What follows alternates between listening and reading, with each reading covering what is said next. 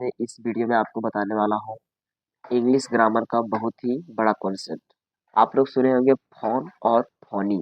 तो चलो सबसे पहले मैं आपको बताता हूँ फोन के बारे में। फोन एक वर्ब भी है और एक नाउन भी है।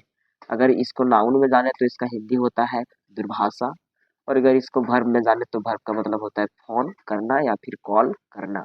अब हम जानते हैं फोनी। फोनी का मतलब क्या होता है? तो फोनी का मतलब होता है नकली। क्या होता है? नकली होता है, धोखेबाज होता है, फर्जी होता है, या फिर नाम का होता है। ठीक है। अगर हमने बोला फोनी लीडर, तो फोनी लीडर तो क्या हो जाएगा? धोखेबाज नेता, नाम का नेता, फर्जी नेता, नकली नेता, धोखेबाज नेता, इस तरह से हो सकता है। अगर हमने बोला फनी मैन, तो इसका हिंदी क्या निकलेगा?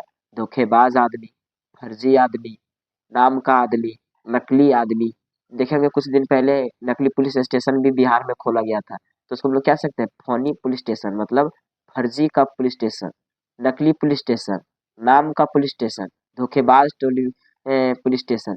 अगर आप लोगों को फोन और फोनी के बारे में समझ में आया हो तो वीडियो को लाइक और शेयर जरूर कीजिएगा।